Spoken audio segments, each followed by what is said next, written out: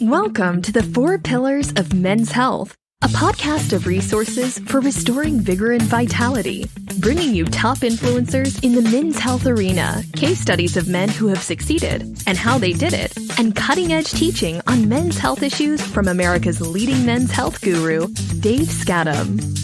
Get ready to take steps towards good health. Here's your host, Dave Skattum. Hey, thanks for listening to the 4 Pillars of Men's Health podcast. I just so much believe, and I'm so excited and about this new section of my life I'm going through where I'm interviewing guys about their journey to good health. And everybody has this unique story, and it's so inspiring for me to listen to guys tell their story about what's worked, what hasn't worked, and all that stuff, and just get into the good health stuff. And I'm especially excited to have on my show today my son-in-law. His name is Shane Key, and he lives in Seattle area. And Shane, I'm really glad that you decided to come and join me on my podcast. Thanks for being here. Thanks for having me. All right. Hey, so just a little bit about Shane. Shane has been married to my daughter, Heidi, for 10 years, and has worked for the government for about the last 7 years in the Seattle area. We have 3 kids, Nathan, Noah, and Micah, and I know that Shane's done a great job being a dad and a husband, so I can vouch for him in that area. He's also loves getting out in the gym and working out and being healthy in that way. And he has a real consistent time where he works out, and I think that's a real positive thing. And so looking forward to hearing Shane's perspective on men's health and things that have happened with him in that regard. So Shane, the way I like to start off with these programs is just to get to know you a little bit more. I always like to hear what is getting you out of bed in the morning. What is like on the front burner with Shane Key these days? So many things. Right now I'm in school full-time getting my bachelor's in information technology. As you mentioned, I have 3 boys, ages 7, 9, and 3. So, I'm constantly trying to keep them alive. Climbing trees, smash a derby with their bikes, all kinds of stuff like that. Yeah, that's great. I'm lucky enough to still be working, and got a ton of projects going on. Seems to get me in trouble more than anything, but lots of projects. Yeah. With boys, it's like little kamikaze machines, man. They just know how to find disastrous situations, get themselves into. And I've experienced those with you on some of them, so that's great. So that does take up a lot of energy. Hey, I'm kind of like a kind of an amateur history buff. I love getting on Audible and listening to programs on books on history, backgrounds of all different kinds of languages and countries and people groups and all that kind of stuff. But when I think of men's health, my mind kind of naturally goes back to the Greek and Roman era. And I think of these amazing sculptures that take this big chunk of marble and create this what they had in their mind was this perfect image of a perfectly healthy person, perfectly healthy man. And I'm just curious if Shane Key could put a perfectly healthy man up on one of those pillars, what would that man look like, and how would you describe him in a healthy way? What would he look like? No one's perfect except God. I was originally going to say David. He was this valiant, awesome warrior who just knew the heart of God intimately. But I guess for the sake of originality, I would say someone similar to probably like Jacob. He was a man who had a lot of struggles, especially early on. You know, he is that annoying little brother who always kept taking his big brother's things. And, you know, as he progresses, you know, we watch him working hard for years and years. And he eventually comes to this place where he literally wrestles with God throughout the night, and God gives him this new name. Yeah. So you see a lot of, tell me a little bit more about with Jacob. I'm just curious about, go a little bit deeper with that. So you see him as an ideal person because he's gone through some struggles and he's wrestled with God and he's gone through some hard times. And so what, in your mind, what makes him a healthy person as opposed to someone else?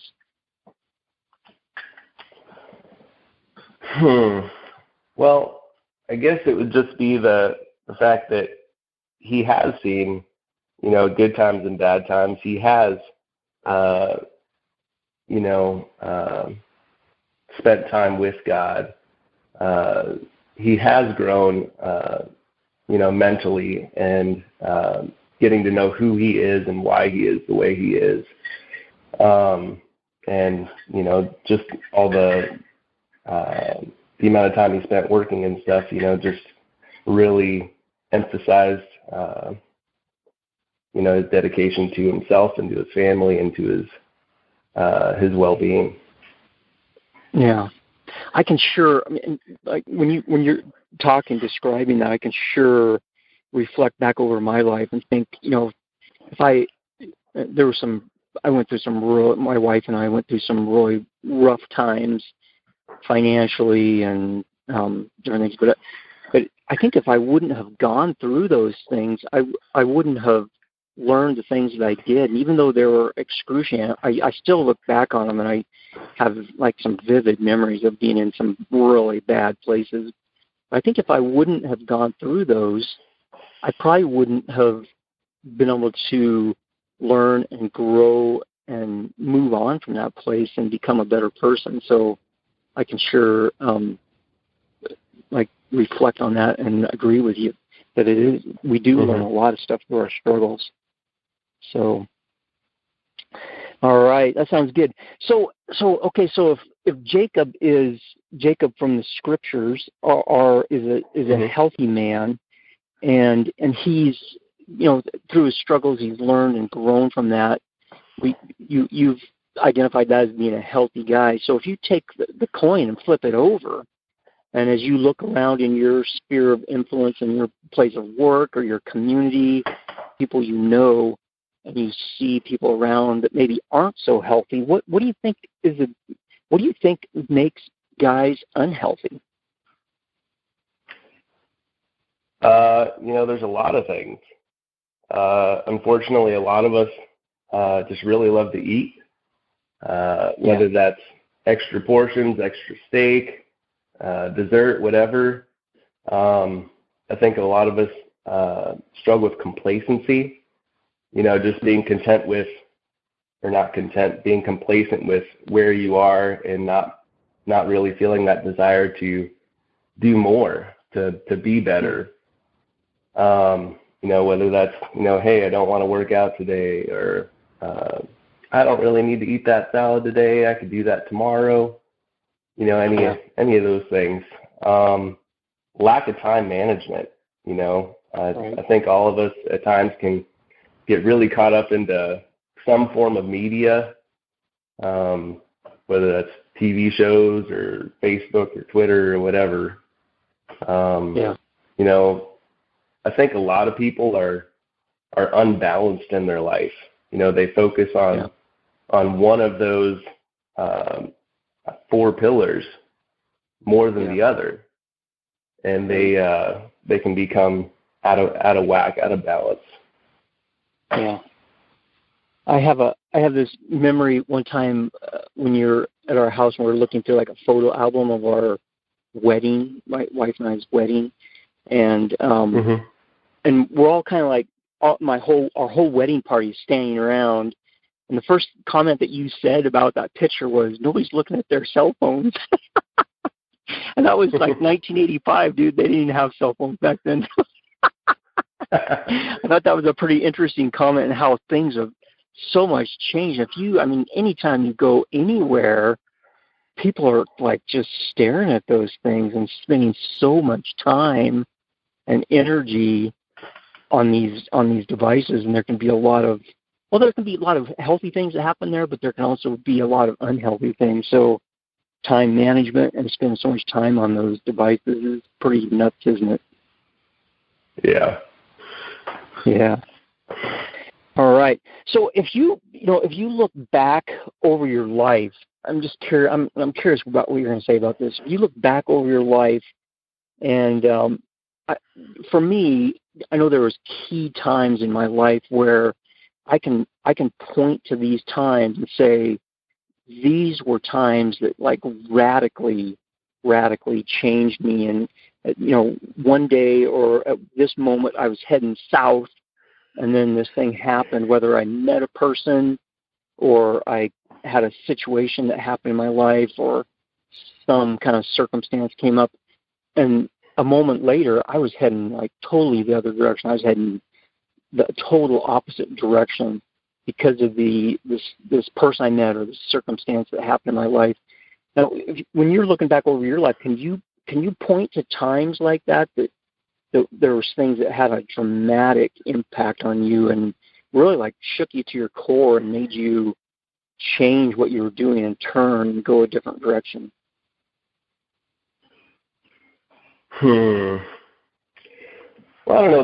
There's a lot of different points in my life where I feel like were extremely impactful. Yeah. I guess the first thing would be attending ECOLA. It's a small Bible college in Oregon where, I just spent a year of my life just reading God's Word and stuff, working on my spiritual pillar, and just working on that.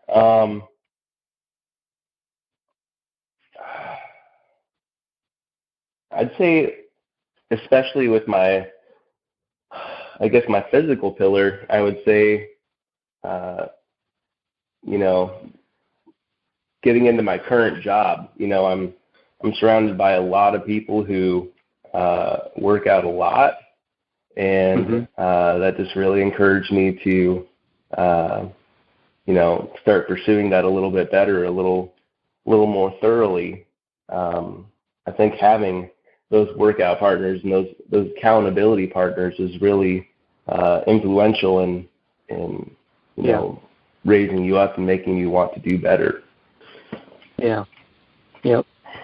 Hey, so I'm just curious. You said you went to this 1 year kind of a school, like a crash course in spirituality. Mm-hmm. So I think there's so many people that they're struggling with that area of their life. And so tell me about, who you were before you went there, and then who you were after you left that school. And tell me about how you were changed during that time. What were some things that happened to you specifically that changed you into a different person? Describe who you were before and after, and then what were some things that really made you a different person during that time? I don't know. I'd say the biggest thing that changed was my perspective on life and perspective towards God. I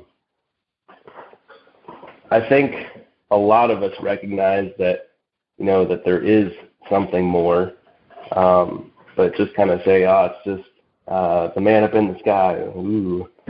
But, they don't put a lot of emphasis on what that actually means and the impact that has on your life.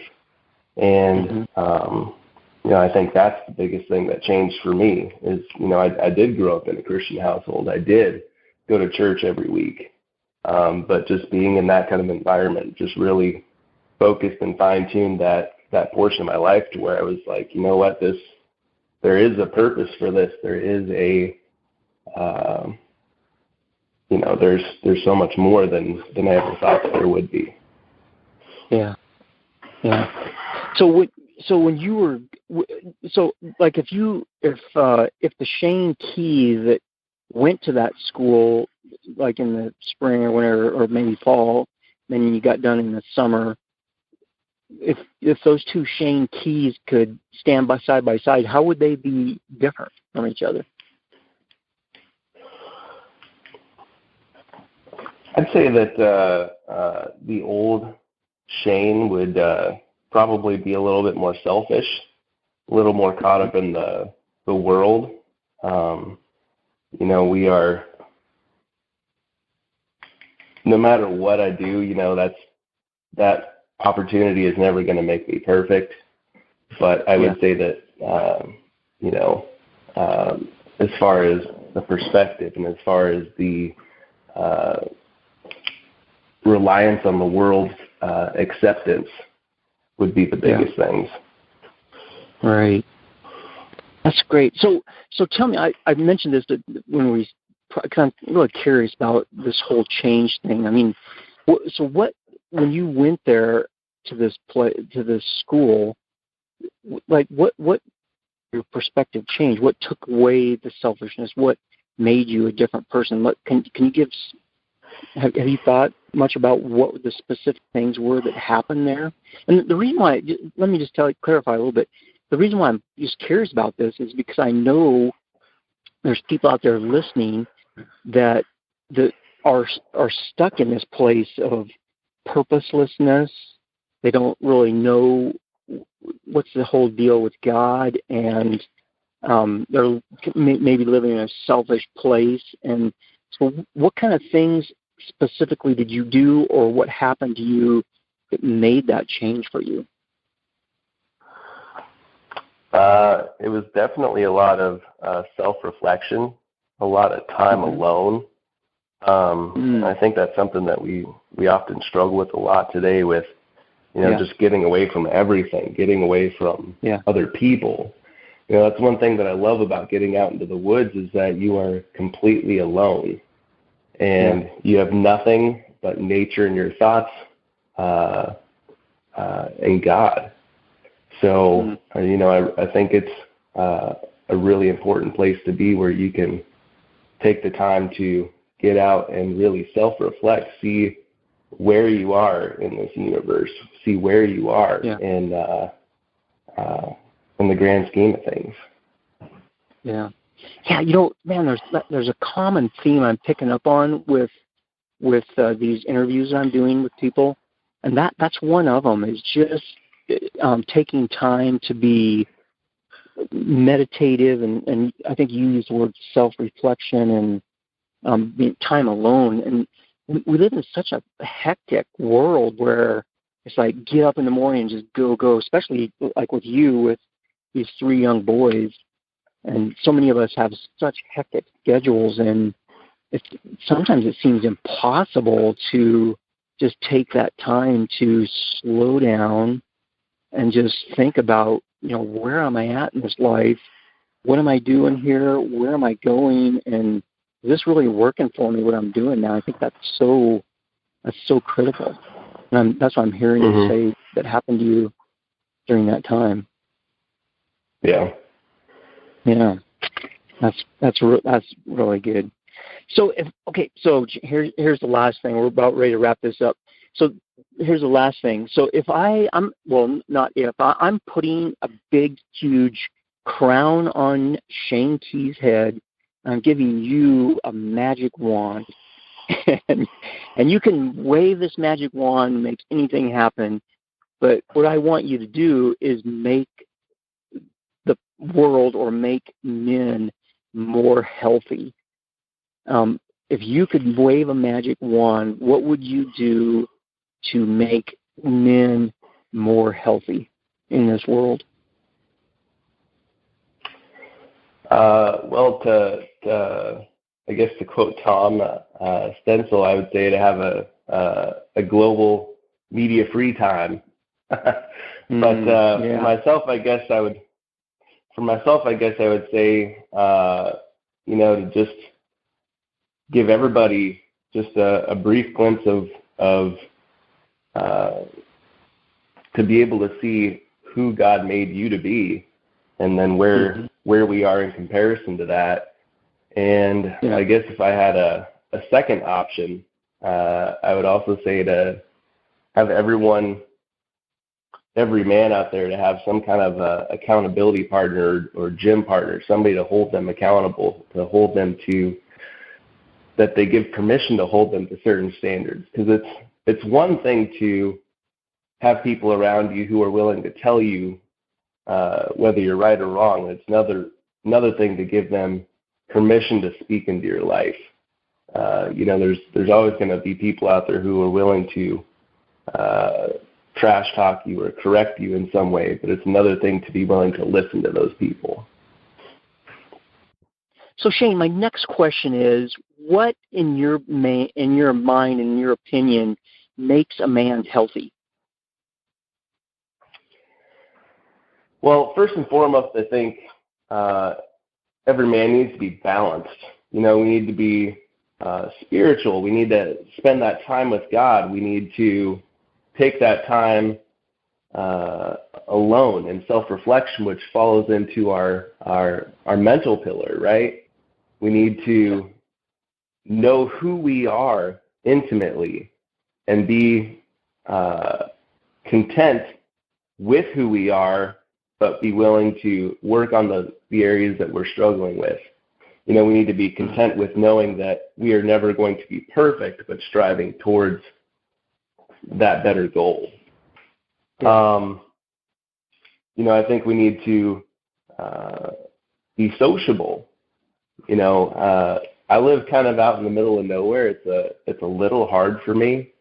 But we as humans need to be social. We need to be relating to other people, and we need to have those groups of people around us who are willing to build us up, and we're willing to build other people.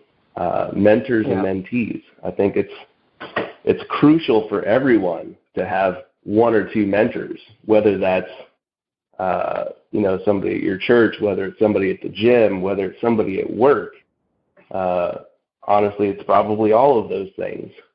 And we need to be looking for people, some other people down the line who, we can mentor in some fashion. Because I think that's a struggle that we often have today, where there isn't a lot of mentorship going on right now, at least not as far as I'm seeing. And I think that we need to start seeing a buildup of that a little bit better. We need to be physically healthy, and I honestly don't even care what that means to you. Whether you're a marathon runner, you're a triathlete, you're into yoga, swimming, CrossFit. Personally, I'm into powerlifting. I can't do it as much as I would like to. I'm required to run fairly fast for my job, so I can't necessarily do that to the fullest extent. But you need to be able to get out there, do whatever you got to do, and get it done. And one of my favorite quotes is the only bad workout is the one that didn't happen. So even if you get in there and you're having a terrible day, you do like 4 sit-ups, that's still better than not doing 4 sit-ups. So yeah, that's right. That's great. Cool. All right. So Shane, we talked a lot about all these different things. Is there any closing thoughts or ideas that you have regarding health and men's health in particular? No, I would just say just make sure that you're balanced. If you are struggling in one area or overcompensating in another area, you really need to balance that out. We need to let loose a little. let your wife see you emotionally. That tends to be a big struggle for some people. It is for me. I would say we need to set aside, for me, I've set aside a place to do that. And that's my front porch. When my wife does want to talk to me, she knows to, ask me to go out there, and I can mentally start preparing and shifting my mind to start speaking like that. 'Cause that's not something that naturally happens for me. So that's a struggle for me, and that's the way that I have fit that into my little box. I think I very much fall under the assumption that men tend to keep everything in little boxes in their head, and that's my box for my emotional support, I guess, is my front porch. Mm-hmm. So when my wife says, "Hey, we're going to go out here," I can shift my thoughts to that box, and it's a lot easier for me to do that shift. You've been listening to The 4 Pillars of Men's Health with Dave Skattum. To learn more about the resources mentioned on today's show or listen to past episodes, visit the4pillarsofmenshealth.com.